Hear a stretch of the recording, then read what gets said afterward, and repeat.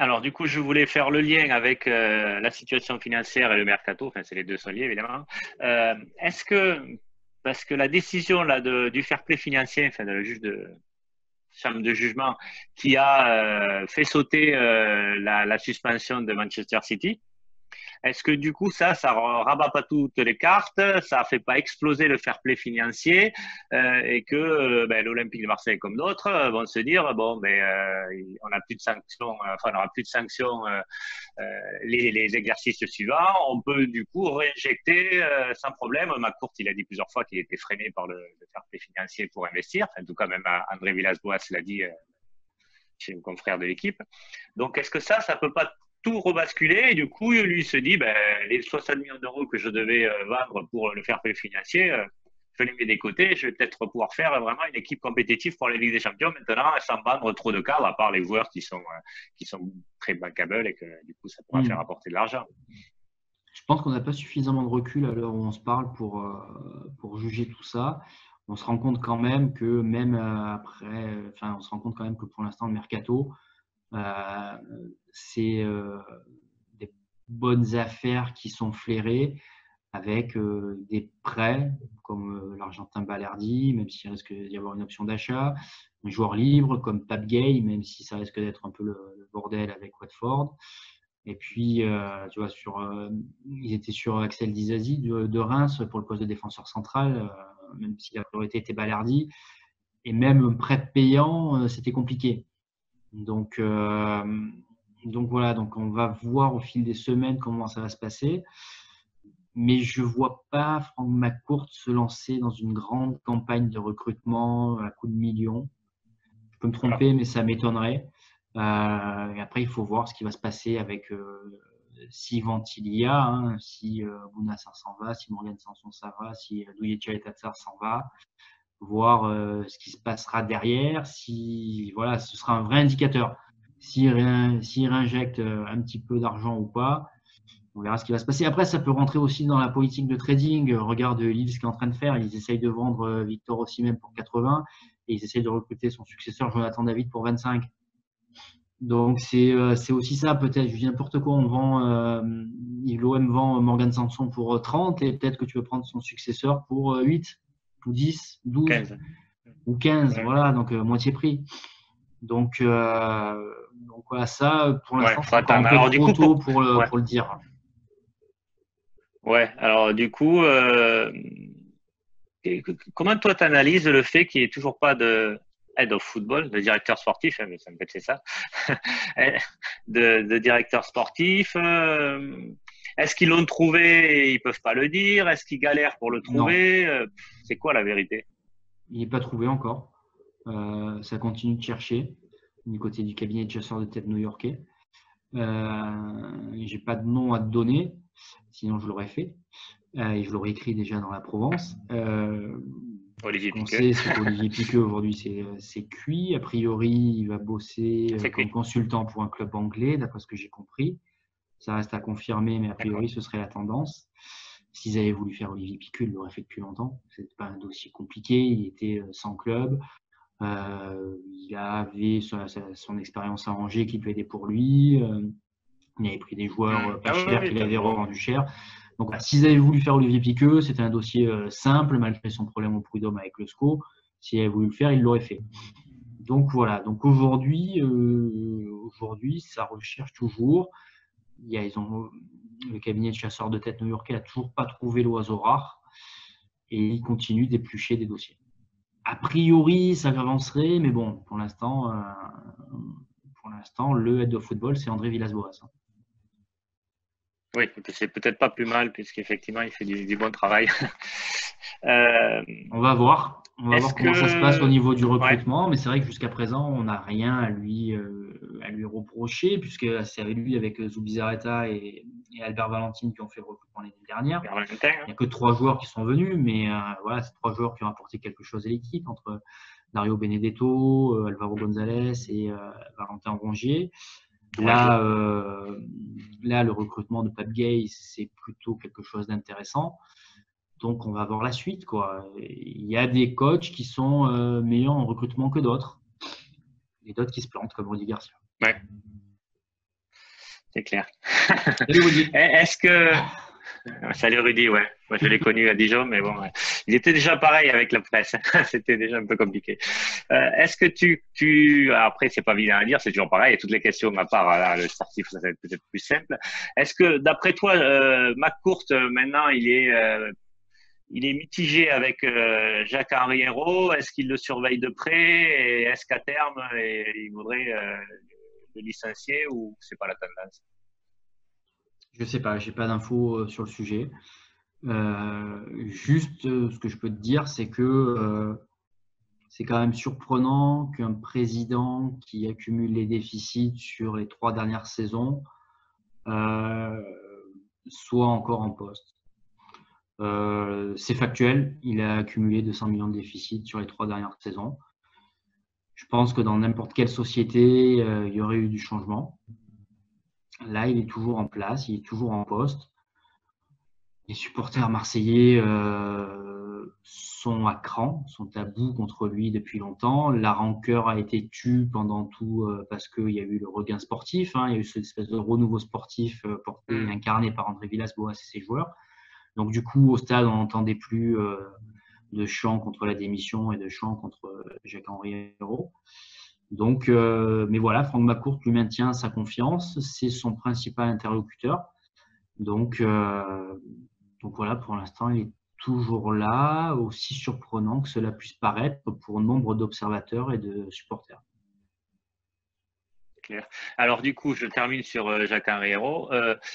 Est-ce que, on a entendu dire, moi j'ai interrogé Bastien Cordelani, j'ai Nicolas Fiol aussi, est-ce que, et puis j'écoute les lives, enfin les talks des médias marseillais, est-ce que André Villas-Boas, bon, certes, il ne veut pas faire 15 ans encore dans le football, mais il s'est plaît à Marseille, il a une bonne osmose avec les joueurs, donc on ne voit pas pourquoi il ne voudrait pas continuer. Mais bon, a priori, il veut faire qu'une saison. Est-ce que il veut faire qu'une saison parce qu'il y a Jacques Hérault et du coup, éventuellement, il pourrait rester si Jacques Hérault part, ou alors il veut partir, point, quoi.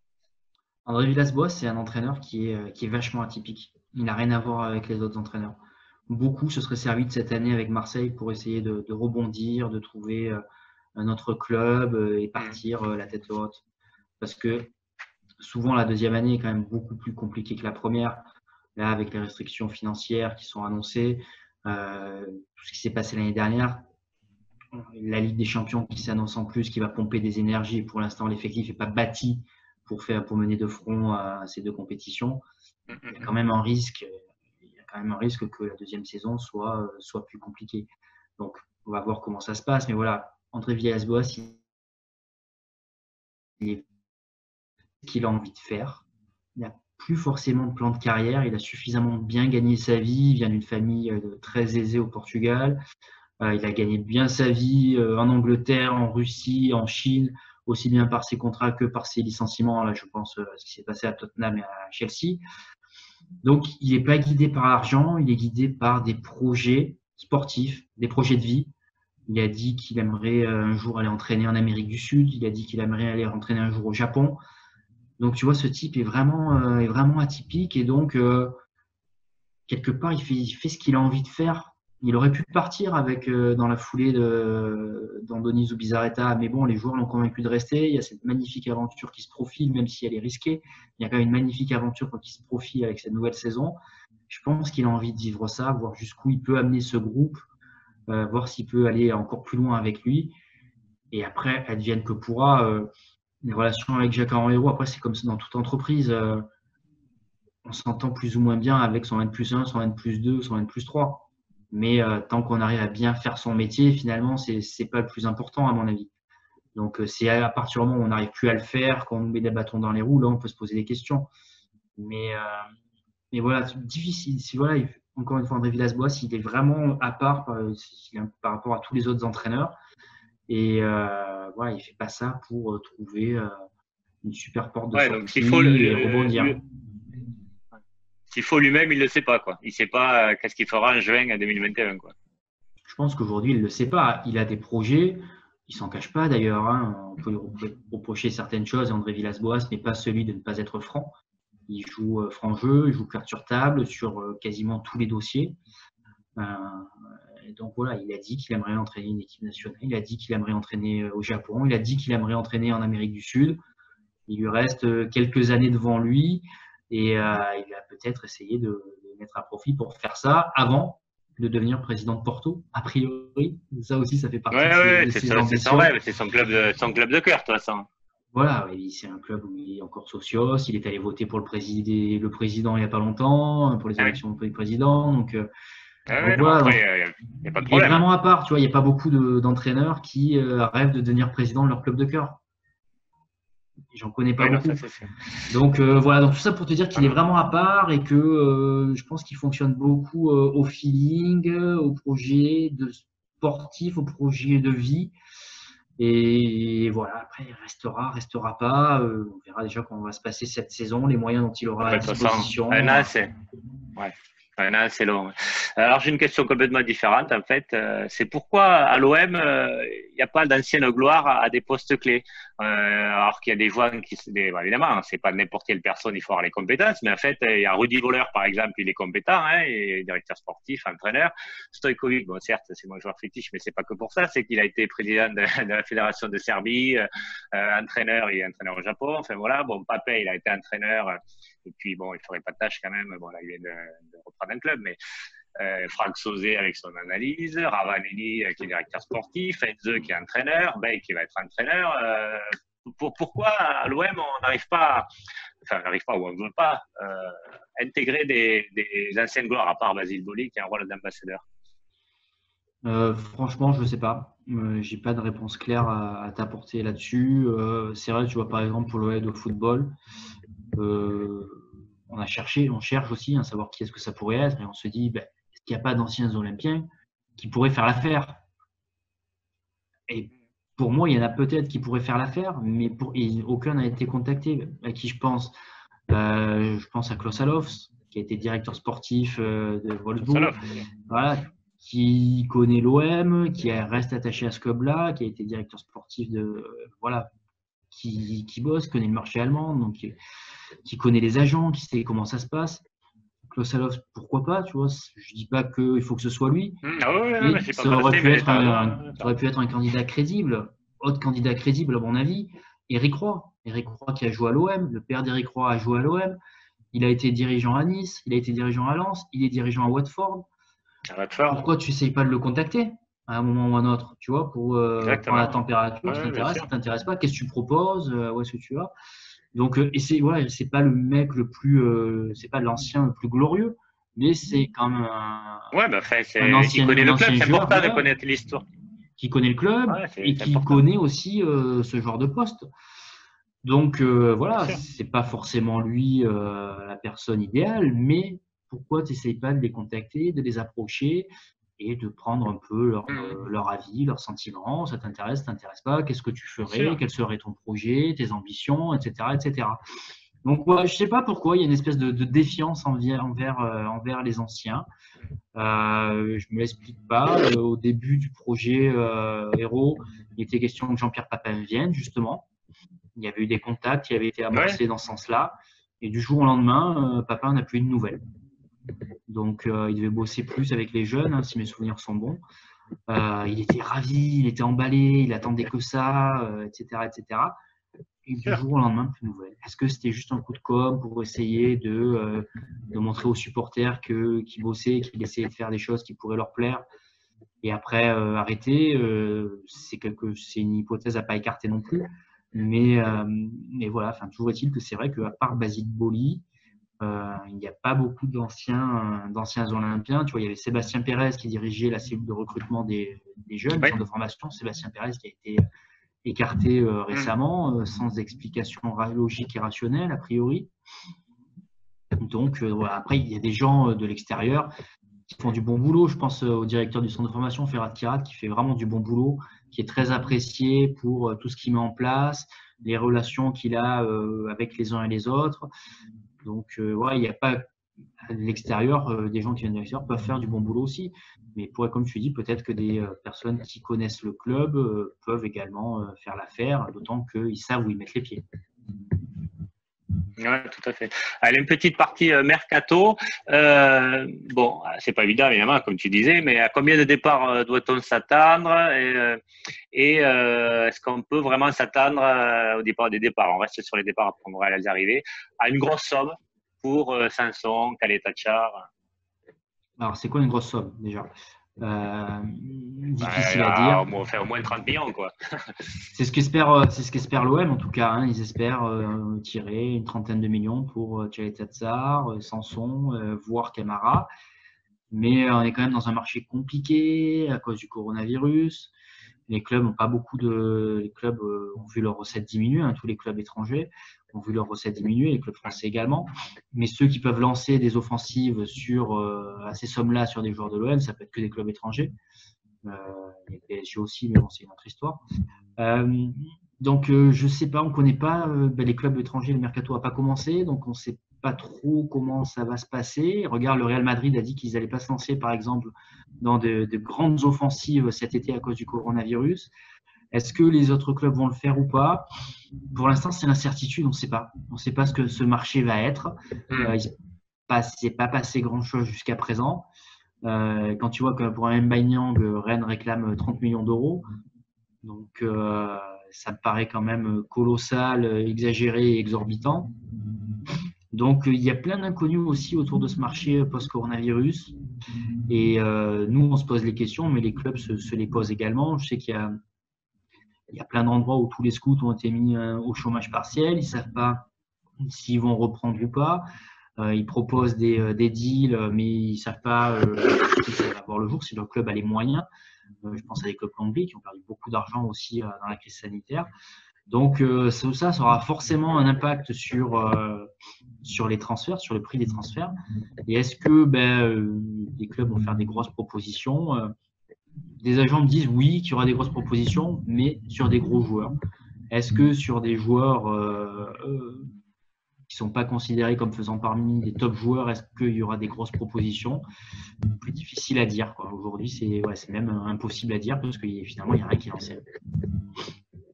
Alors, en parlant de grands joueurs, c'est une blague, hein, je l'entrée. Donc, on a des Mitroglou, on a des Germain, on a des Kawi. Est-ce qu'on va arriver à s'en séparer? Alors, même gratuitement, évidemment, parce qu'on ne va pas demander 15 millions pour Mitroglou. Est-ce qu'on va réussir à en faire partie? J'ai vu dernièrement ton article là, un stage, où Mitroglou, voilà, et peut-être il pourrait partir, mais est-ce qu'on va vraiment y arriver? C'est compliqué. Hein. Déjà, il est pas là. Moi, je suis en Allemagne. Je suis arrivé hier en Allemagne où l'OM est en stage. Il n'est pas là encore, même s'il a fini la saison plus tard parce qu'avec le PSV Eindhoven, il n'est toujours pas là. Ce qui est compliqué, c'est son salaire. Il a un gros salaire. Donc, est-ce qu'il serait prêt à consentir des efforts pour le baisser parce qu'il va avoir 32 ans? Est-ce qu'il est prêt à faire une saison blanche à l'OM? Donc, il ne faut pas écarter non plus, comme il nous reste 40 contrats, il ne faut pas écarter non plus la solution d'un accord à l'amiable. Donc, il y a plein de pistes comme ça à creuser. Valère Germain, il lui reste un an aussi. Il a un gros salaire, donc c'est ce qui refroidit beaucoup de courtisans. Comme il lui reste qu'un an, tu ne vas pas le prêter, ça n'a aucun intérêt. Et puis, il ne faut pas oublier que Valère Germain, c'est quelqu'un qui est apprécié dans le vestiaire par son état d'esprit. On a l'impression que c'est un lieu commun de dire ça, mais non, c'est vraiment la réalité. Tout le monde, c'est le mec qui ne fait pas de vagues, qui est bien intégré, bien apprécié par tout le monde. Donc voilà, donc Kawi, après, c'est un autre marché aussi. Il avait failli partir l'année dernière. Finalement, ça ne s'était pas fait. Donc après, c'est vrai qu'il ne s'est pas mis beaucoup en valeur. Il a très peu joué. C'est pas des dossiers qui sont simples. Oui, ça on le sait. D'autant qu'ils ont tous des salaires importants à différents niveaux, évidemment, parce que Mitroglou a un salaire plus important que Germain, qui lui-même a un salaire plus important que Kawi.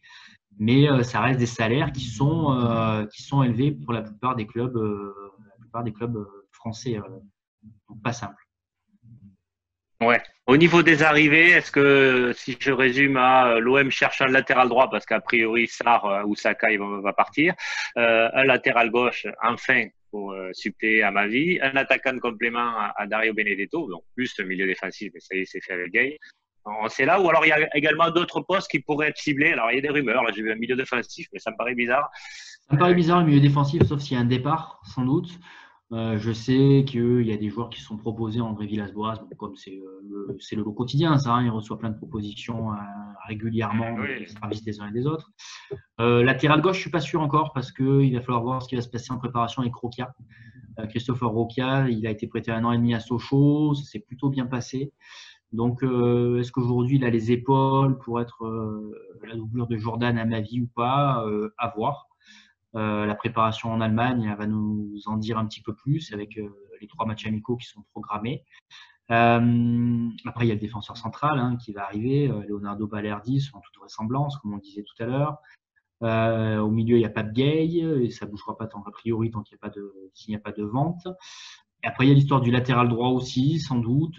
Si, comme tu dis, Sakai Oussar s'en va, a priori, ça a quand même une plus belle cote que Sakai aujourd'hui et plus de clubs qui s'intéressent à lui.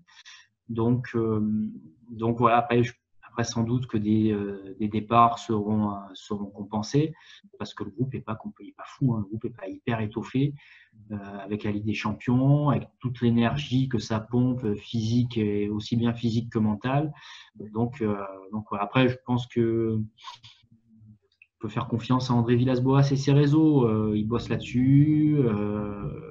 Voilà, il va pas faire n'importe quoi. Tu vois, sur l'attaquant de complément, je sais qu'il y a des joueurs qui lui ont été proposés. Il n'a même pas répondu parce que ça l'intéressait pas. Donc, il sait où il veut aller depuis longtemps. La feuille de route a été établie depuis le mois de mars. Oui. Il a établi le profil des joueurs, même les joueurs qu'il voulait. Donc, il sait où il veut aller. Il connaît le marché. Il est bien épaulé pour ça aussi. Et voilà, peut-être qu'il y a des bons coups à faire en prêt, en joueur libre. Est-ce qu'on aura du coup un effectif légèrement plus étoffé au niveau quantitatif? Donc du coup, s'il y a 4 départs, ben, on irait, je sais pas, 8 arrivées ou ça serait 4-4? Écoute, pour l'instant, je n'ai pas de réponse claire à te donner là-dessus. Je pense qu'ils vont essayer de compenser tous les départs. Après, encore une fois, si c'est le départ de Mitroglou, qui ne fait pas partie des plans de Villas-Boas, qui ne s'entraîne pas, est-ce que tu es obligé de le compenser ou pas? Peut-être pas, parce que surtout, ça te libère de la masse salariale. Il n'était pas là l'année dernière non plus. Donc, ça te libère de la masse salariale et ça te donne une espèce de bouffée d'oxygène finalement. Donc, ça dépend qui s'en va. Si c'est un joueur qui ne rentre pas dans les plans d'André Villas-Boas, je ne suis pas sûr qu'il soit forcément remplacé. Si c'est un cadre, un titulaire en puissance, là, tu es obligé de faire un effort parce que je dis n'importe quoi. Si c'est Tchouaï Tatsar qui s'en va, ça veut dire qu'il te manque des défenseurs centraux et donc tu ne peux pas faire la saison avec 3 centraux. Même si Lucas Perrin a été très intéressant à chaque fois que sa chance lui a été donnée l'année dernière. Est-ce que ça va être suffisant? On peut se poser la question. Je pense que tu as besoin d'un peu plus de joueurs dans la rotation malgré tout. Ah oui, bien sûr, bien sûr. Donc, je voulais avancer, on termine, je suis un peu loin, désolé. Au niveau sportif, comment tu vois la saison à venir, toi?